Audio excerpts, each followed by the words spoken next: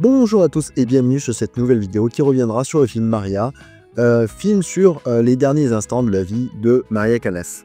Alors déjà, le film est intéressant de par ce qu'il raconte, c'est-à-dire qu'il ne va pas faire une biographie complète du personnage de Maria Callas, mais on va suivre la dernière semaine de la vie de la cantatrice durant l'année 1977 à Paris. Et je trouvais ça beaucoup pertinent que d'avoir un film qui revient globalement sur une enfance, c'est-à-dire un schéma traditionnel du film biographique.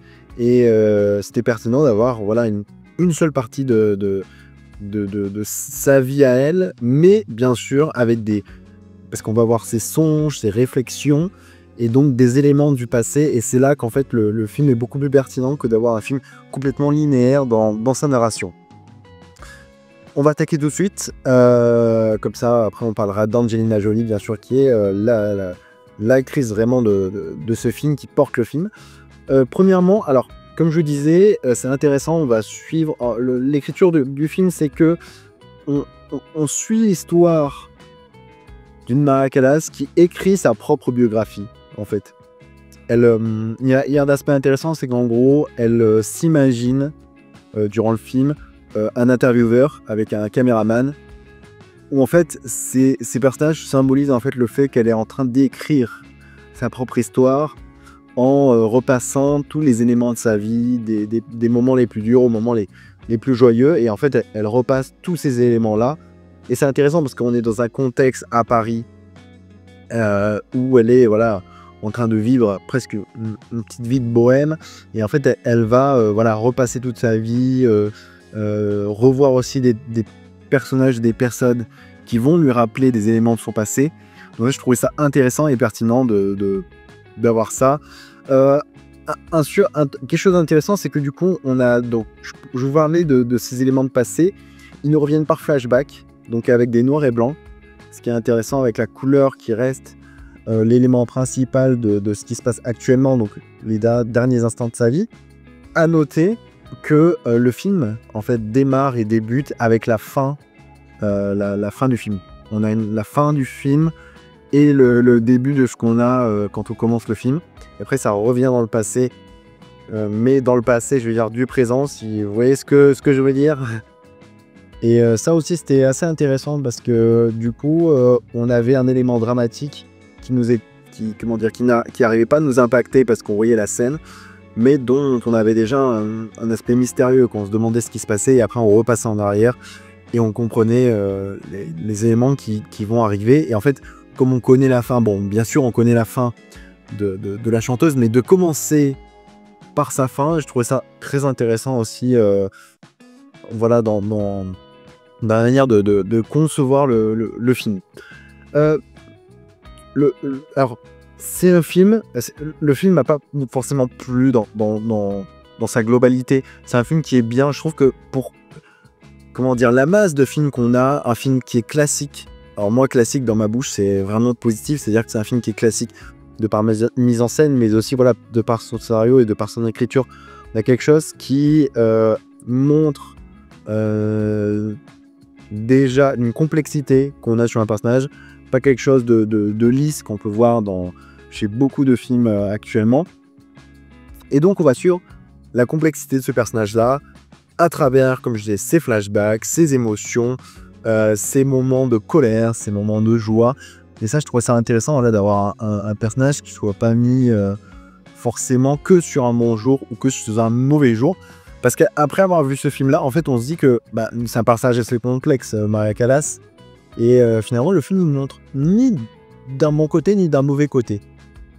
C'est-à-dire qu'il y a beaucoup d'éléments qui sont intéressants. Par exemple, je pense que durant tous ces derniers instants, en fait, elle va reprocher à des gens du passé des éléments de sa vie.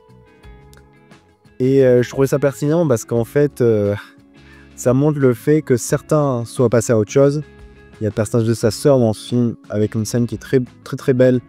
En fait, sa sœur, elle vit déjà dans l'avenir, a fait en sorte que toute sa vie soit tracée pour qu'elle puisse réussir. Et en fait, sa sœur Maria Callas, elle a toujours regardé dans le rétroviseur, a toujours dit que les éléments qu'elle avait ratés étaient à cause d'éléments antérieurs. Donc ça, je trouvais ça pertinent d'avoir un personnage qui était qui est vraiment pas forcément que sous un bon jour.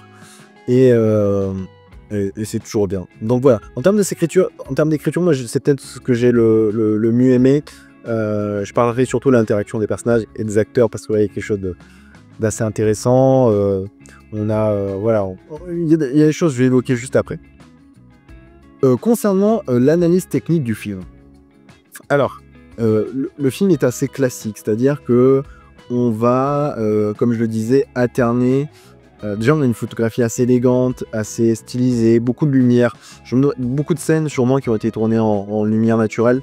Je pense à son appartement à elle, à Paris, qui est très très grand, avec des très grandes fenêtres qui éclairent en fait des pièces magnifiques. On a une pièce en fait qui est souvent mise, qui sont en fait le salon, qu'on voit souvent, qui est extrêmement éclairé de lumière, avec un piano aussi, ça va être magnifique. Un des éléments de décor aussi, sa cuisine. On reva souvent dans la cuisine de Maria Callas, qui est une cuisine qui m'a fait penser un peu au film de Miyazaki, c'est-à-dire que c'est une cuisine assez colorée. Beaucoup de couleurs, beaucoup de rouge, de bordeaux.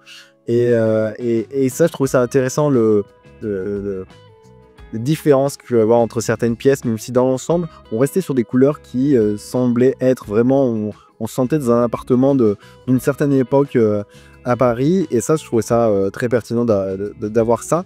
Enfin, ce qu'il faut noter, j'évoquais les flashbacks qui sont en noir et blanc, et la partie couleur. Même la partie couleur, donc c'est de la pellicule, on voit le grain. Je trouvais qu'il y avait quelque chose d'intéressant, parce qu'en fait, les parties qui se déroulaient avant, on avait presque l'impression d'une bobine que Maria Callas regardait, quoi. Et ça, je trouvais ça pertinent. Une scène à noter qui était très très belle, Maria Callas est jeune, devant des soldats allemands. Je ne spoilerai pas plus la scène, mais je trouvais que la scène était magnifique de la manière dont elle était faite. Et je trouvais ça vraiment vraiment pertinent, parce que le noir et blanc fait ressortir beaucoup plus d'émotions que la couleur, et ça c'est extrêmement important pour les parties que l'on va voir, par exemple avec une de ses relations, qui est Aristote Onassis, qui est un personnage assez tonitruant, qui a une revoix un peu comme ça. Ça, je trouve ça aussi intéressant, les acteurs dans leur manière de jouer, mais voilà, on avait vraiment presque l'impression que ces parties en noir et blanc étaient jouées presque comme des films de cette époque-là. Beaucoup plus vieux que les années 70, du coup. Les parties en noir et blanc sont beaucoup plus anciennes, et ça, je trouvais ça vraiment pertinent. Donc, on a quelque chose de très classique, avec un montage, en fait, c'est que à la fois Maria Callas rêve de son passé, mais aussi elle rêve de choses présentes.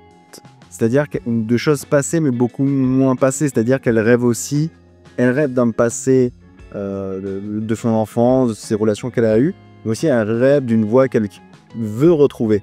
Et ça, il y a beaucoup de scènes où en fait on va avoir des chorales qui vont se mettre en scène, où en fait c'est complètement une hallucination, mais elle rêve d'être entourée, voilà, de ce chant permanent qui lui titille les oreilles. Ça, je trouvais ça intéressant vraiment d'avoir un jeu en termes de montage qui était entre les flashbacks et aussi entre cet aspect retrouver des éléments de ma vie antérieure. Donc voilà, il n'y a pas forcément de... Je réfléchis parce que ce qui est intéressant, c'est que je parlais des flashbacks et de l'époque des années 70. Le film aussi est très pertinent dans ses reconstitutions. Que ce soit en termes de reconstitution de décors. Surtout à Paris, c'est beaucoup plus dur maintenant d'avoir des... Encore qu'ici, il y a quand même toutes les parties haussmanniennes qui peuvent se filmer facilement en cachant des choses, mais vraiment il y a un attachement, je pense aux vêtements aussi, aux robes, on le voit chez Maria Callas, mais il y a plein d'éléments qui ressortent sur les robes, les voitures, vers le décorum qui est un peu autour. Ça, je trouvais ça aussi pertinent, dont on s'attache aux éléments, et de comment le film en fait réussit vraiment à nous inscrire dans une période à chaque fois. Et ça, je trouvais ça assez fort. Maintenant, parlons des acteurs et de Angelina Jolie. qui livre ici du coup une performance assez exceptionnelle. Elle est à la fois irritante et par moments bienveillante. Elle a joué sur une certaine bipolarité.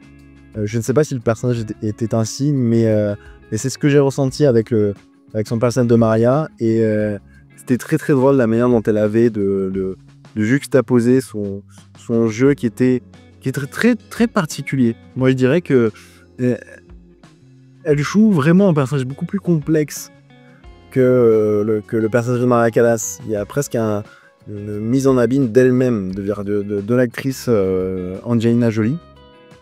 Et donc, elle arrive vraiment à nous émouvoir. Alors, ce n'est pas l'actrice ou l'acteur que j'ai le plus préféré.